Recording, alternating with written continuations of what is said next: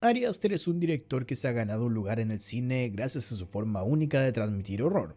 No con monstruos ni efectos especiales, sino que con tensión, silencios y situaciones que resultan demasiado reales. Mucho antes de varias películas con las que lo conocemos, Hereditary o Midsommar, Ari Aster ya experimentaba con el horror más incómodo y tabú que te puedas imaginar. De hecho, su carta de presentación fue The Strange Thing About the Johnsons, un cortometraje sobrio pero con un horror que se va filtrando como si fuese veneno. Lo más inquietante es que este no era un proyecto pensado para el mundo, sino su tesis en el American Film Institute para graduarse como director, pero se terminó filtrando a internet, se volvió viral y dejó una marca en quienes lo vieron. Si no sabes de qué va, te advierto que lo que estás a punto de ver no es un horror común, sino uno que nace del lugar más impensado, el interior de una familia. Esto es el resumen y explicación de The Strange Thing About the Johnsons, o en español, Lo extraño de los Johnsons. El corto arranca de forma incómoda y desconcertante. Isaiah, el hijo de la familia, está en su habitación cuando su padre entra sin avisar y lo sorprende en una situación íntima, tocando, descubriendo y disfrutando de su propio cuerpo. El hombre se disculpa de inmediato, admite que no debió invadir su espacio personal y sale, ahora sí pidiendo el permiso de su hijo antes de ingresar, y el niño le dice que puede entrar y el padre se sienta con él para darle la clásica charla de tranquilidad. Le dice que no hay nada de qué avergonzarse, que es algo natural y humano, todo el mundo lo hace, es lo que dice el padre, aunque el niño le pregunta, ¿tú también lo haces? Y su papá evade el tema, solo le contesta que es algo común y que le alegra esta charla, porque de lo contrario ese se hubiese convertido en un tema tabú entre ellos, pero como lo conversaron ahora pueden tomarlo con naturalidad. Ese momento parece cerrar con una nota afectuosa. El papá se levanta hacia la puerta y el hijo le dice que lo ama y él le responde con el mismo cariño que lo ama también. Pero cuando sale de la habitación la cámara revela un detalle perturbador. La foto que Isaiah usaba para acompañar su momento íntimo era ni más ni menos que la foto de su propio padre. A partir de ahí la película da a entender que Isaiah creció con esa más que admiración hacia su padre durante toda su infancia. Pero es cuando la película da un salto de 14 años donde se ve lo realmente perturbador. Es la boda de Isaiah, para la familia algo que debiese ser un momento de los más felices de su vida, pero la cara del padre de Isaiah está totalmente rota. Su rostro refleja angustia y está ausente de toda felicidad o dicha, como debiese ser. En cambio, en contraparte, Isaiah sonríe de oreja a oreja, al oído le susurra a su padre que le agradece por todo y su mano baja por su cuerpo hasta apretar su trasero. Joan, la madre de Isaiah, charla con algunos invitados aquí y allá, pero en un momento dado es cuando se pregunta ¿dónde está su marido? Y esa simple pregunta la hace acabar descubriendo algo que quizás hubiese deseado jamás descubrir. Recorriendo la fiesta, Joan llega hasta una cerca tras la cual se escuchan ruidos. Ella observa por un pequeño agujero al otro lado y lo que ve la marca de por vida. Su esposo, con una mirada ausente y casi sin voluntad alguna, está siendo besado por su hijo. Pero no solamente es eso. Isaiah luego se arrodilla para hacerle otras cosas a su padre. Días después, Joan termina de preparar la cena y le pide a su hijo que vaya a avisarle a su padre. Sidney, como se llama el papá de Isaiah, que era un escritor de libros como muestran algunas de sus obras en su despacho, se encontraba frente a su computadora escribiendo algo que alcanzamos a leer a medias. ¿Qué podría haber hecho? ¿Enviarlo a su habitación? ¿Castigarlo? Para condenar a mi hijo, debo primero condenarme a mí mismo. Y de los crímenes perpetrados contra mi cuerpo, somos ambos culpables.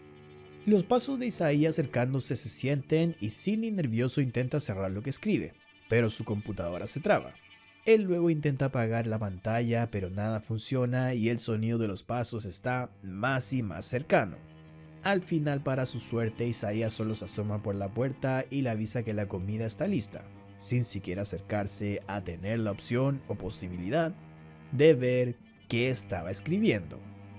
En la propia escena se nota la tensión, los celos y el control que busca Isaiah tener sobre su propio padre. Sidney y Joan se toman de las manos de forma cariñosa en la mesa, pero Isaiah ve esto y con su pie acaricia suavemente la pierna de su padre por debajo de la mesa, como marcándole que él sigue ahí presente, viendo todo esto y no lo aprueba. Vemos que más tarde Sidney termina aquello que estaba escribiendo en su computadora e imprime una copia. Este es un libro llamado El hombre capullo, Confesiones de Sidney Johnson. Y a juzgar por ese simple título ya podemos tener una idea clara del contenido de aquel libro. Con aquellos papeles en mano, Sidney va al cuarto de Joan para dejar el texto debajo de su almohada, acompañado de una pequeña nota que dice: Joan, perdóname. Sin embargo, justo cuando salía de la habitación, Isaiah aparece diciendo que quiere usar el baño de ese cuarto porque el otro está averiado. Sidney intenta disuadirlo de entrar diciéndole que está su madre tomándose una ducha, pero Isaiah dice que esperará y entra al cuarto. Sidney luego de eso vuelve a su despacho en la casa a una tensa espera. Él sabe lo que va a suceder, él sabe exactamente lo que Isaiah va a encontrar y teme de las represalias que esto pueda tener. Él mira por una ventana tenso, intranquilo, hasta que el crujido de la madera del piso adelanta la llegada de alguien. La puerta del despacho se abre lentamente, resonando en la habitación también, y al otro lado Isaiah con el escrito en sus manos, proyectando una sombra que casi roza a Sidney. El joven se sienta frente a su padre y Sidney al instante pide perdón por lo que escribió. Isaiah, con un raro conflicto interno, le dice que lo ama, pero que cosas como estas hacen difícil que siga haciéndolo. El joven se levanta y advierte que va a quemar el texto, pero si llega a encontrar otro, así como este, va a haber algo más que una reprimenda. Y destruido cuando ya queda solo, Sidney elimina definitivamente el archivo con el texto de su computadora. Es ahora año nuevo y hay una fiesta en la casa de los Johnsons. Sidney, como en cada celebración, tiene una expresión rota y triste a partes iguales. Isaiah, en cambio, se besa con su esposa, pero mira a su padre en todo momento mientras lo hace. Los invitados uno a uno se van yendo y la casa queda casi vacía. La esposa de Isaiah ya se prepara para irse, pero Isaiah le pide que se adelante y que él volverá a la casa luego. Quiere quedarse a ayudar a ordenar a sus padres. Ella lo entiende, no ve nada sospechoso en ello, pero lo que mueve a su marido son razones completamente diferentes. En el piso de arriba, Sidney busca paz entre tanta angustia y dolor que siente a diario con el secreto que guarda junto a su hijo, y se relaja dándose un baño mientras sus audífonos, a través de los que suena un programa de autoayuda, sobre positivismo y cosas de ese tipo. Isaiah, claro, va a buscar a su padre y como este no le abre la puerta del baño, porque realmente no lo oye al llevar los audífonos, comienza a golpear la puerta de tal forma que la acaba rompiendo para abrirla. Sidney sabe lo que va a pasar, lo tiene claro y sus gritos no se guardan nada. Isaiah se mete en la tina con él mientras en su habitación, Joan, que sabe de esto, escucha los gritos y perturbada, tan destrozada quizás como su esposo, sube con angustia el volumen de la televisión para no oír como su marido grita desde el baño. Viendo nosotros al final como Isaiah sale de la tina, se pone sus pantalones y se va lanzando un simple "no escribas esto en tu libro". Esa noche, el rostro de terror en Sidney es total y Joan, sin querer enfrentar esto, acostada junto a él, simplemente decide darle la espalda para no afrontar todo el tema de lo que sucedió. Ni siquiera es capaz de mirarlo. Al día siguiente, Sidney abre unas maderas sueltas del piso que usaba de escondite donde tenía guardada otra copia física de su texto, El hombre del capullo.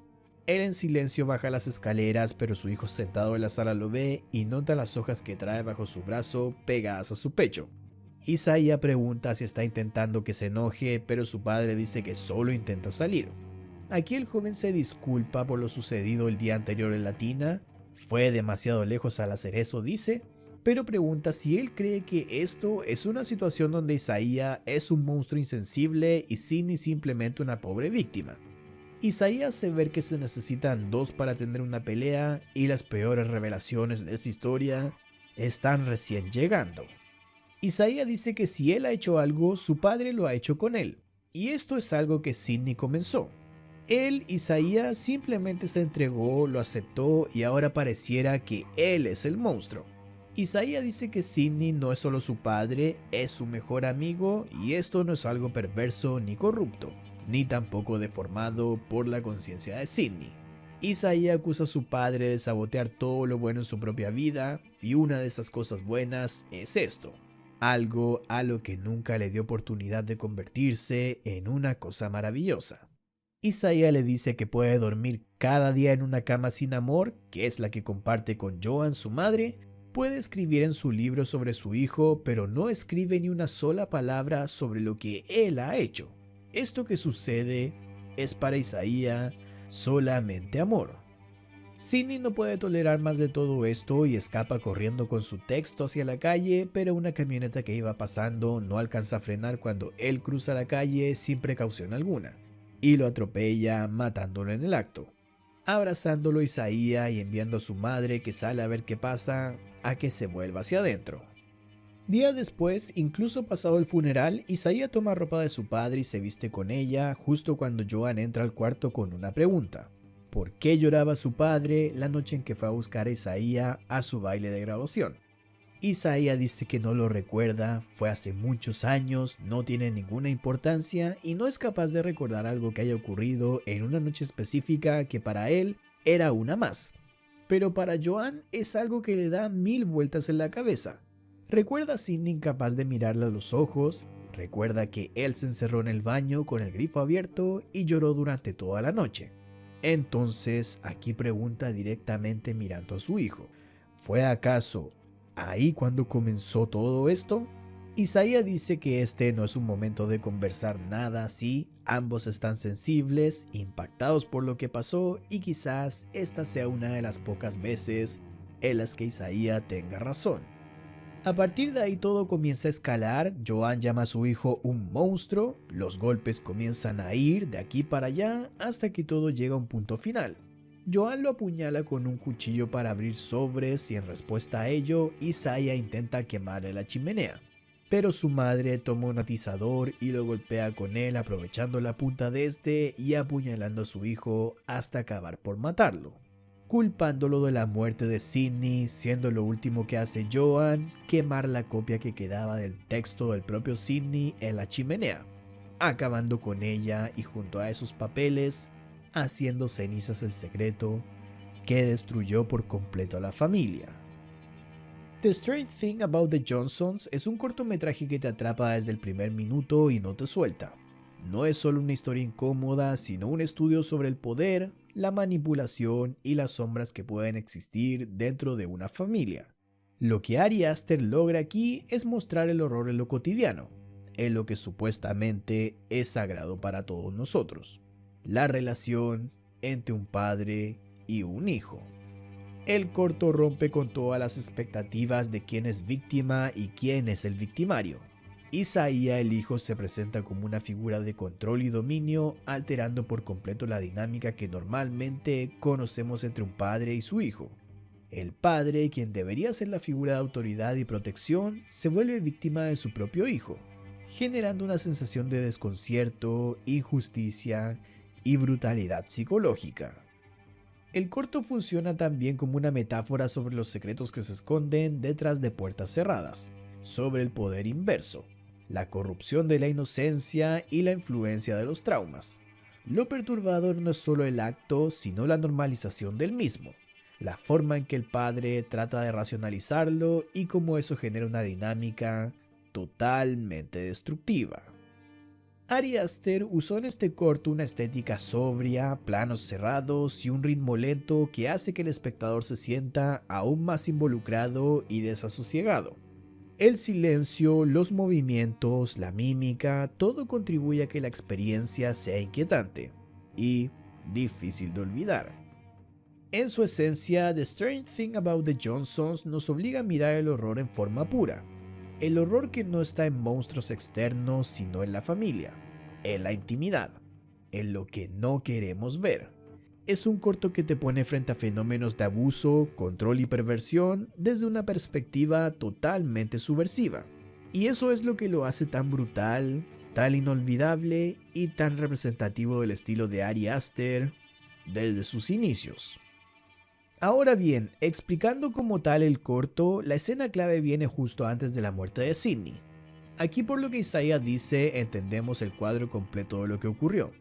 Sidney comenzó con los abusos hacia su hijo, él empezó esta dinámica donde se sobrepasaban con el niño a quien como padre se supone que debiese cuidar. Sin embargo, con el paso del tiempo esta dinámica se invirtió y fue Isaiah quien aceptó esto como si fuese amor, como si fuese algo bello, y quiso seguir replicándolo durante su vida, siendo ahí donde comenzó los abusos contra su propio padre. En las líneas que alcanzamos a leer del texto de Sidney, este habla que para condenar a su hijo, debe condenarse a sí mismo primero, y que ambos son culpables de lo que sucede. En otro ámbito también está Joan, quien desde el matrimonio de Isaiah supo lo que ocurría.